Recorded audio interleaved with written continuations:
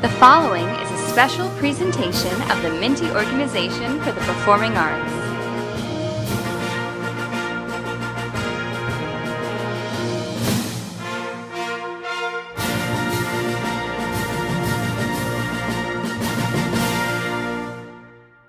And good evening, everybody, and welcome to the second season premiere of Front Row Conversations.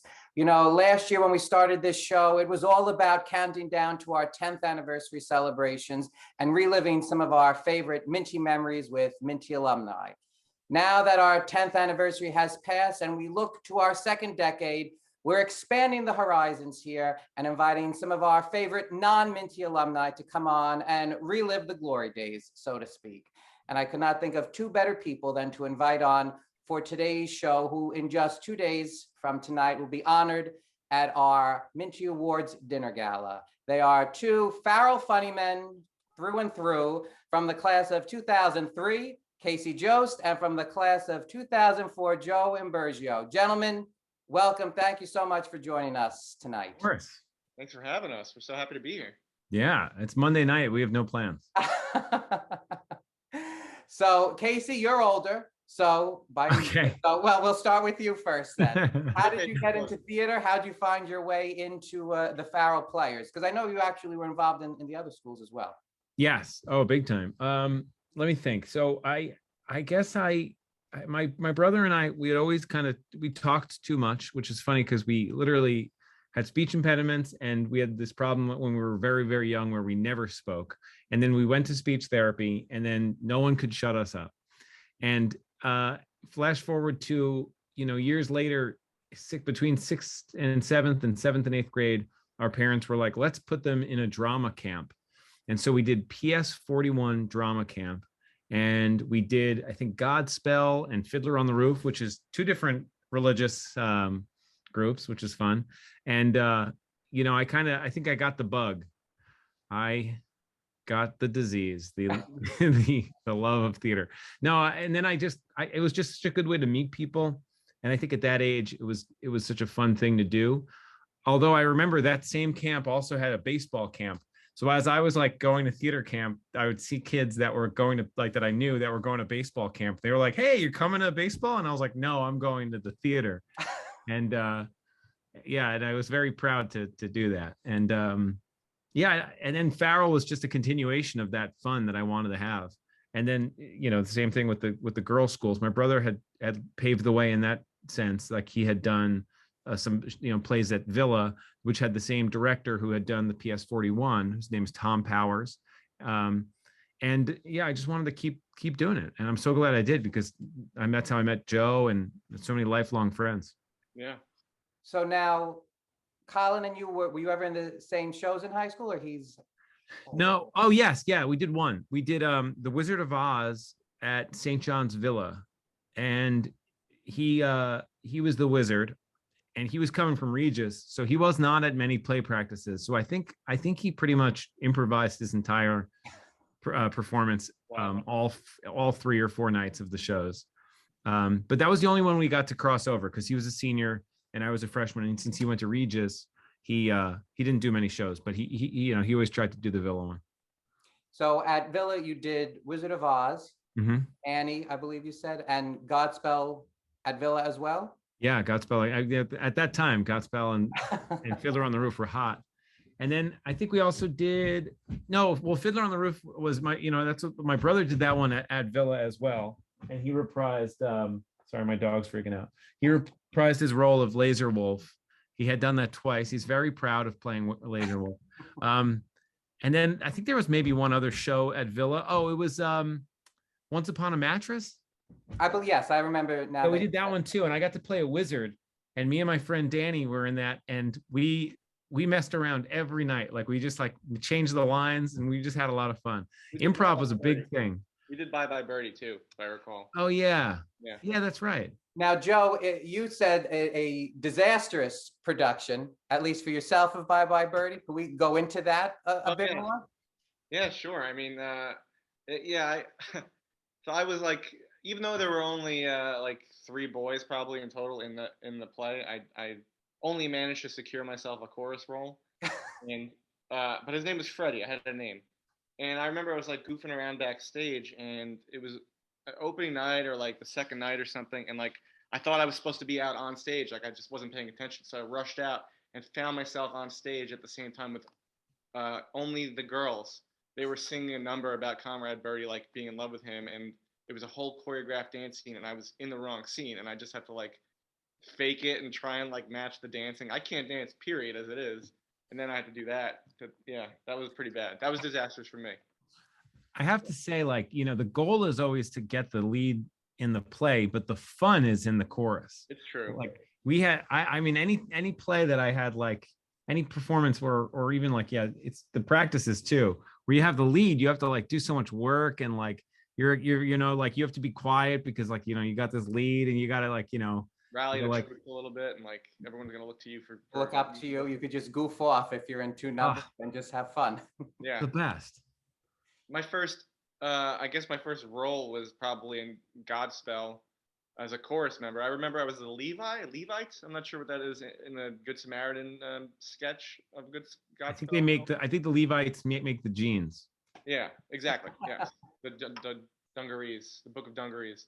And I remember I had like a walk-on role, and I improvised a funny line or something, and everyone laughed, and I feel like that like set the seed for it, Yeah, the best feeling. Improvising is not, you're not supposed to do this, but that's what I did. And then from there, yeah, in high school, I wasn't really athletic. Like, the wind was my nemesis. Like, it would blow me away. I was so frail.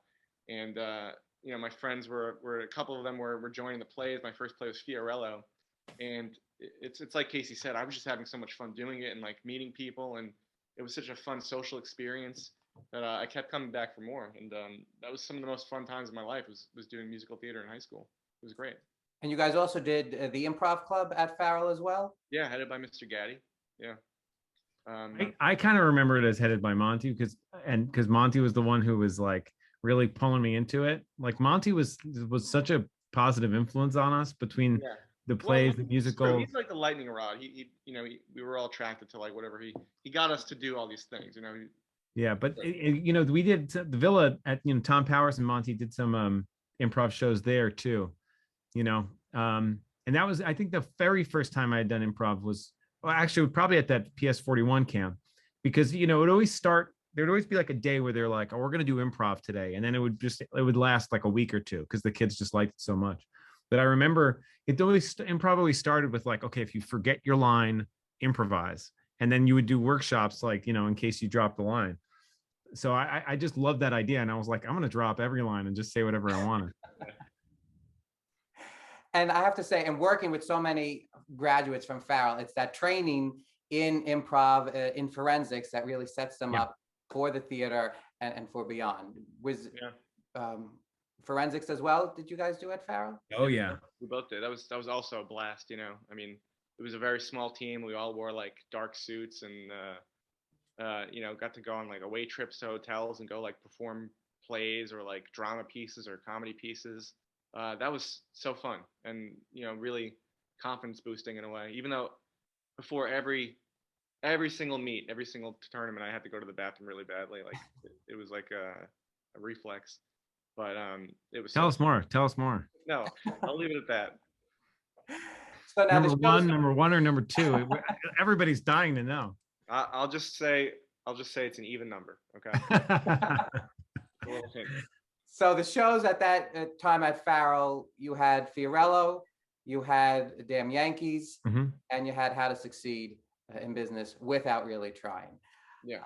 So Joe, we'll start with you. What parts did you have in those shows? On the Town as well. And on see, Fiorello was my debut on the stage. I was hack number 6, and I ended up achieving the nickname Little Hack, because as I mentioned earlier, my tiny frame. And of those hacks, I developed like a quick friendship. Some of them, like even to this day, Danny Lane was another one of the hacks in there, and we're still very close. And it was just that was I mean, Fiorello. I didn't know who the guy was, but happy to have a singing part. Then Damn Yankees, I think I was Lou or something, one of the baseball players. On the town, I was Professor Waldo Figment, I think his name was. Now, let me ask you, on the town, that is a dance-heavy show, ballet sequences, the whole 9 yards. Yeah. Was that done? Yeah. Yeah, I just don't think I was in a lot of those Okay. numbers. You know, the beauty of the Farrell musicals was we would get like girls from all these different schools. Mhm. And they would just like for Damn Yankees, like I think we did a thing where like all the guys would have like the uniforms on and they would like dance off stage and the like girls would come up in the Yeah. uniforms Yeah, and they do the that. dance numbers and they'd switch it back, which was I think very smart at the time. But yeah, I remember learning some basic choreography, but it was just kind of getting out of like the ladies' way and letting them shine. Yeah, and then for How to Succeed, I remember I had to have a frump off. Me and another kid were competing for the same role of Bud Frump, and like there was almost like semifinals and finals in the auditions before I finally managed to secure the role. So that was well earned. I remember one of the teachers said that he knew I was doing a good job because he really hated me on stage.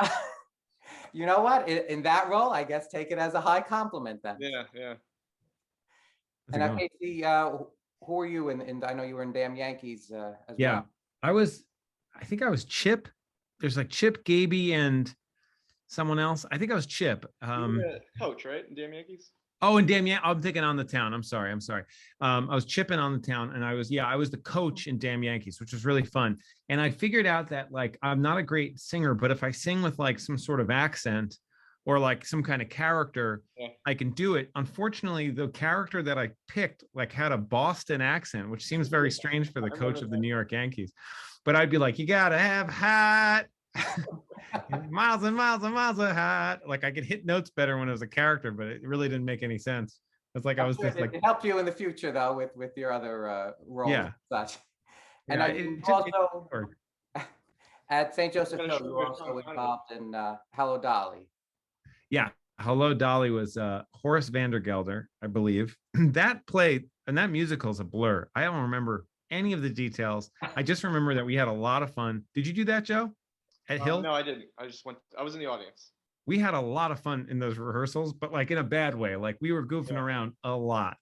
And it had like, for some reason, since it was Hill, there were a bunch of Farrell guys that never did the Farrell plays, but because they were dating women that or girls that went to Hill. And so they like were forced by their girlfriends to do it, which was very fun. But these were like football guys and like who had never done the musicals before. And it was fun to hang out with them because they just really didn't care. Yeah. And I'm sure Ms. D'Amelio really appreciated their nonchalance. Yeah, they had never seen someone like Ms. D'Amelio. So she was great. She put everyone in their place. She knew how to handle those boys. One of my favorite bits of mischief we got in was, I think it was On the Town. We were like cutting close to opening night and like, I think running behind on some of the blocking we weren't getting our lines. And Joanna Feniza was like giving a big sort of rallying speech to the cast. Like, we got to step it up, guys. We're really running behind here. And while she was doing that, me and a couple of the stagehands were like goofing around in the gym. We found a bicycle and an American flag, and we were just like chasing each other with them, and burst through the cafeteria doors at the climax of her speech, and just completely undercut everything she was trying to get everyone to do, which was to be disciplined.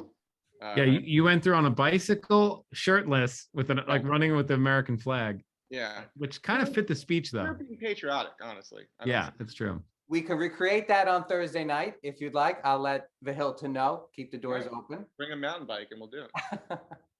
Now, I also understand. So I went to see, but I knew Monty from doing community theater. And in 2010, he asked me, would you assistant direct Anything Goes with him?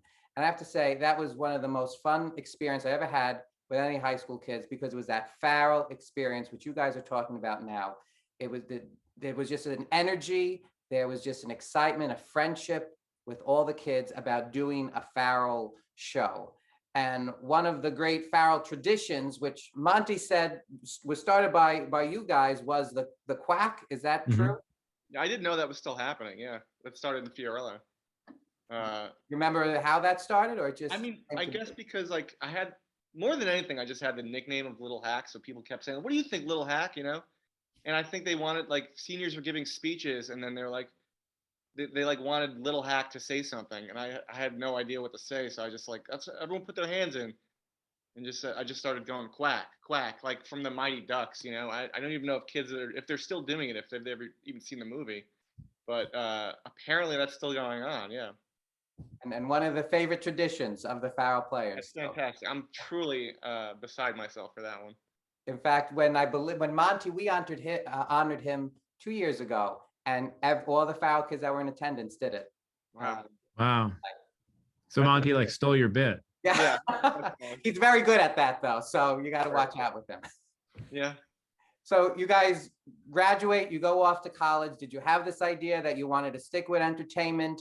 Was this something that you guys fell into? How did that happen? Yeah, Joe, you should explain your major. That'll probably help. Yeah, well, it's pretty clear when you think about it. But yeah, I was a business major, so I didn't do Funny anything. business.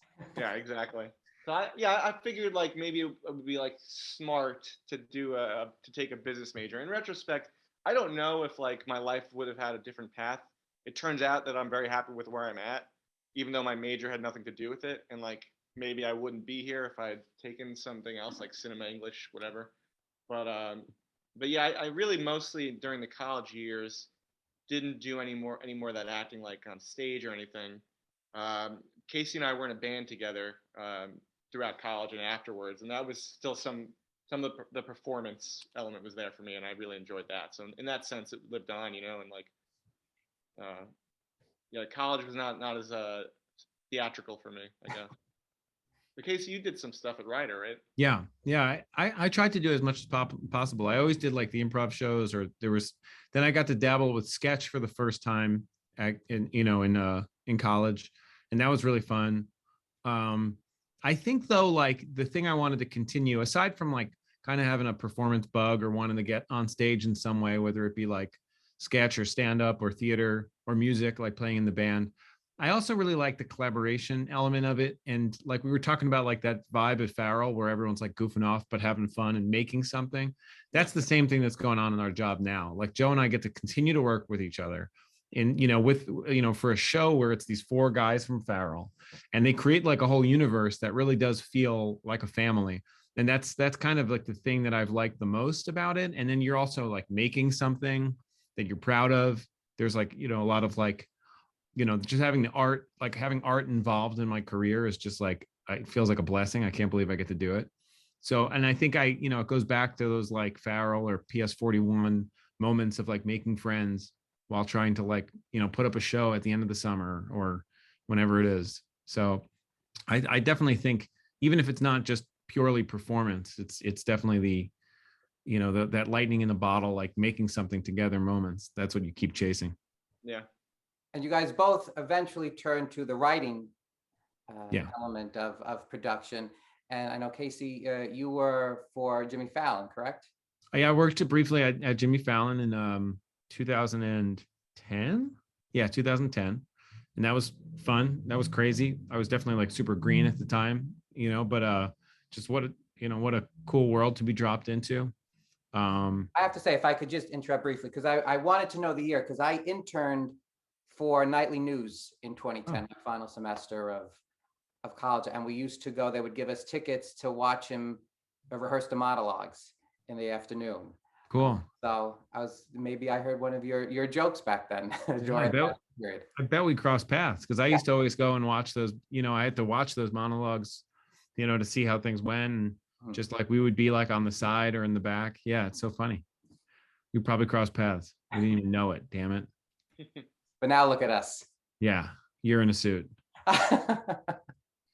So let's talk about now the Jokers. That's where you two reconnected in terms of the entertainment business. How did that come about? Like you said, four guys from Farrell that were doing stuff that they were doing back then. You're skipping a huge step, because in between college and playing in a band and Impractical Jokers, there's a very important step where Joe and I both worked at a pizza place called Marie's Gourmet. And that was probably 2008 and 2009. And Joe continued. And yeah, I was there for a little longer, post-grad at Marie's, yeah. Yeah. But that was definitely more of that world that, like we're talking about, like a fun place to work. because Mario, the owner of Marie's, was also a Farrell alumnus. Yeah. You know, and it was just another like place. This is all going to come back to It essentially. was, but Joe, it was 3 guys. It was 3 Farrell guys opened that restaurant. That's true. That's crazy. We have a type. Yeah. Well, so if you want to trace the path of any kind, I mean, the best advice I can give is like stick with people that make you laugh and and just focus on making your friends laugh and and meeting people, because that's what it was, just meeting people and trying to make each other laugh. And then for me, I was a pizza delivery guy before working at Joker's, and the only reason I really had the opportunity to even apply was because I had met some of the guys performing like a little bit at the Full Cup back when it was the Full Cup on Van Duzer Street, like doing some stuff on stage there and just hanging out with them. And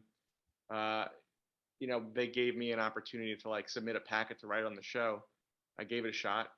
I'd never really done it before, but I took it pretty seriously and got like a 2-week trial period, and then just managed to not get fired for every 2 weeks, basically. Yeah. But Casey started a little bit before I did.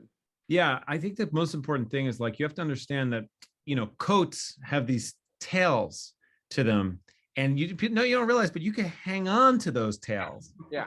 And and you could ride those coattails. Grab tight, baby. Right up to fame. So you have Jokers, and then that spins off to the Inside Jokes, which Casey, you are the host of. So when did your involvement with the show begin in Practical Jokers, and how did that spin off into? Sure. So yeah, the thing that's crazy that people don't realize is like, all right, so in 2010, in like February is when I started at Jimmy Fallon. And then by like July, I was like let go, which is just common. I was there for 6 months, which is great, but also it just it shows like that kind of there's a turnaround. There's like a fast turnaround where people get let go, but it's still a bummer. And then I basically was like, oh, okay, I don't know what I'm going to do next. And then Sal had just finished the pilot for what was then called Mission Uncomfortable, which became Impractical Jokers, and I had done the music for it. Like I had made like the little theme song for their pitch, and it made it into the pilot, and they were starting to shoot the series. And it was a very small show on a very small network that used to be called Court TV. That's now True TV. And it's their first comedy show, because everything else before it was these weird reality shows. Was it like towing, South Beach towing? Yeah, it was all these tow truck shows. And but they were like, hey, we don't have room for like a traditional writer, but if you come on as like a PA, and you help us, because we're all going to be like just getting donuts and getting the truck and helping with like audio and hiring camera guys and stuff. You help out with the show, like hopefully it gets big enough, and we could make this like a legit thing. So I started as like a PA, and just kind of continued like just seeing where it would go, which is I think is like a testament to like never have an ego, like just kind of have like lower your expectations and take something because it seems fun, and don't worry about it. And I'm glad I did, because I've been there since the beginning. I was like a PA, and then I became like a writer, and then I was like for a brief time like the head writer, and then I was like they put me in front of the camera for like these behind the scenes things, and I was the hosting Inside Jokes, and now I'm directing the show. So it's like a really weird thing that I didn't realize in 10 years that all this stuff could happen. I was like, at most I was like, oh, I'll be a PA, and then this show will last a few years, and maybe I'll get a writing credit.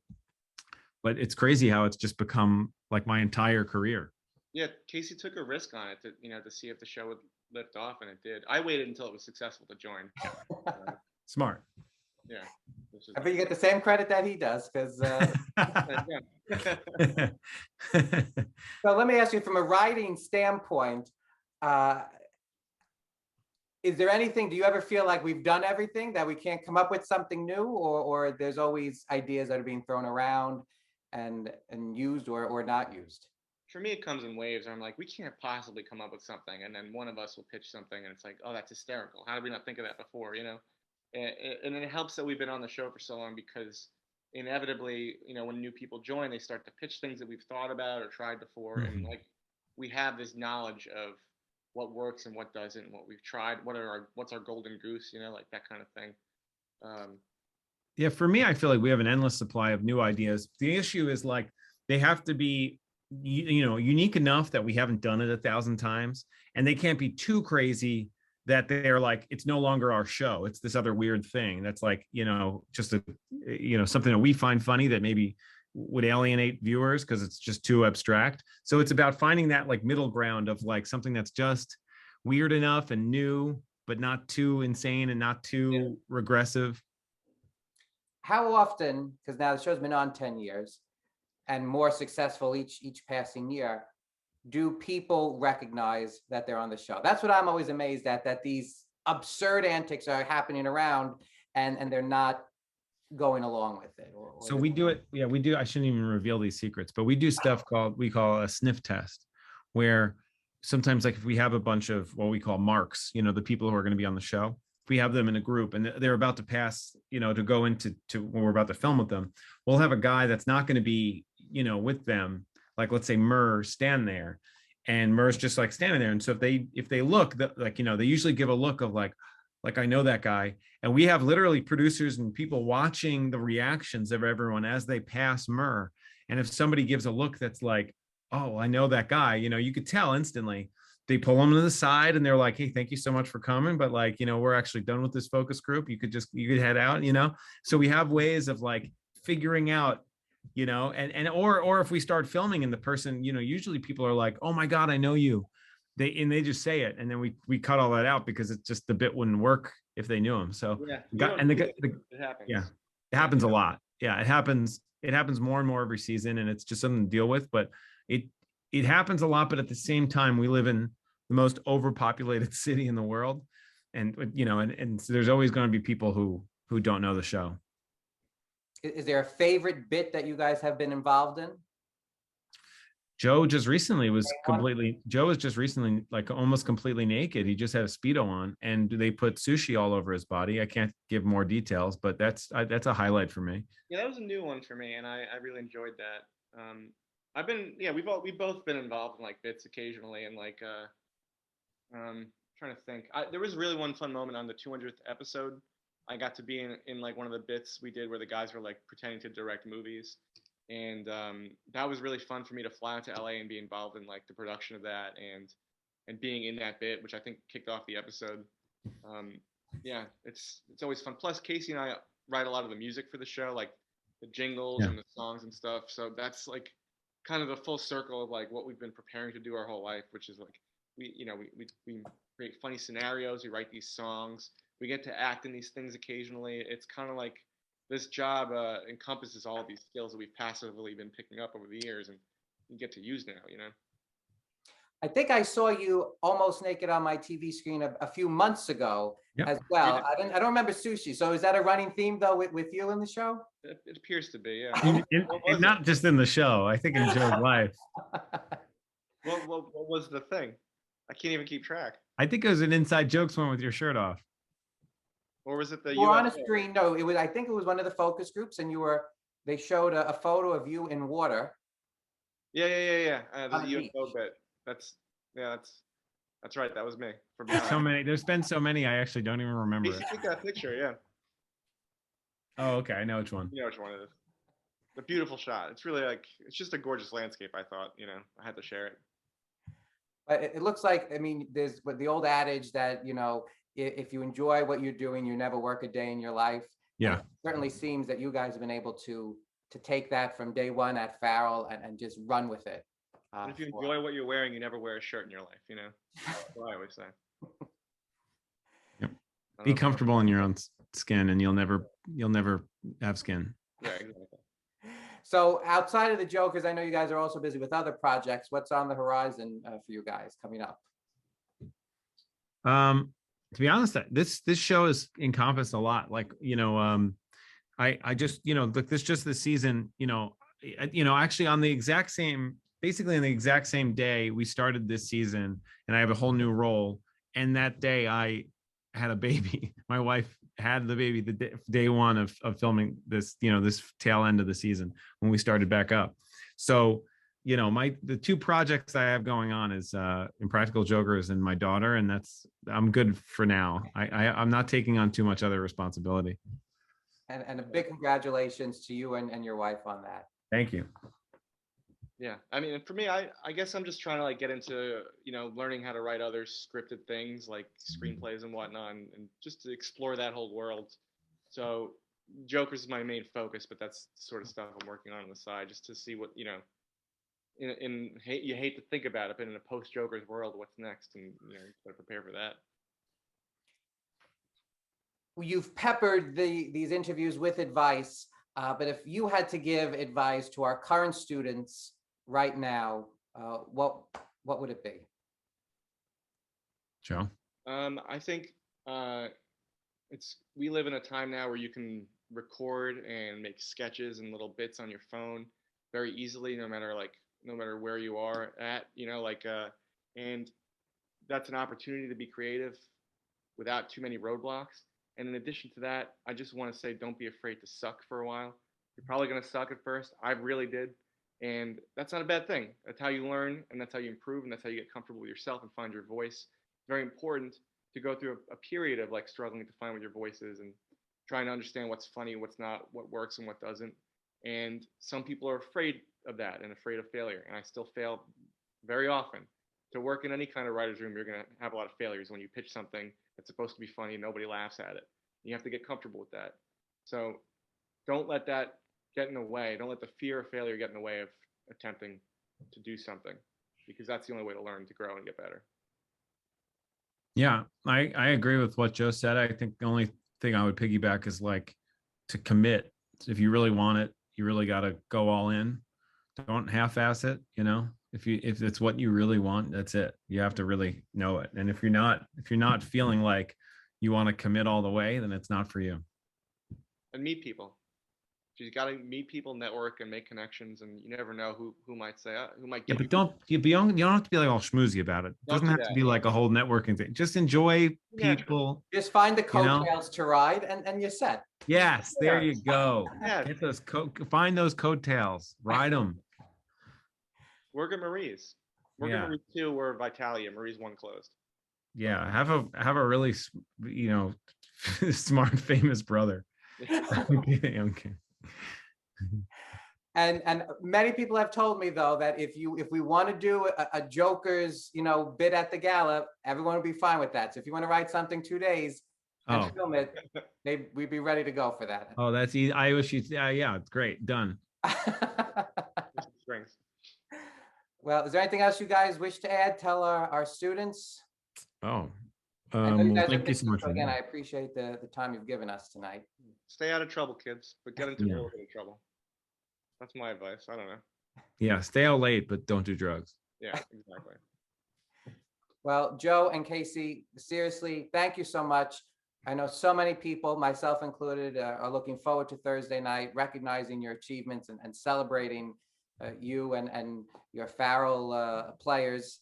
And so thank you for that. We look forward to everybody joining us Thursday night at the Minty Awards Dinner Gala. Get your tickets before it's too late. And I hope on June 5th, gentlemen, is our Minty ceremony at the St. George. Would love for you guys to present and be there if you're able to. Ooh. And yeah. Yeah. I'm locked in. I might be on my honeymoon. I got to get back to you on this. Okay. Right around there. We'll figure it out. But we'll Zoom you in. We'll get you in. Don't worry. But until then, on June 5th, meet me at the Minties. Good night, everybody. Good night.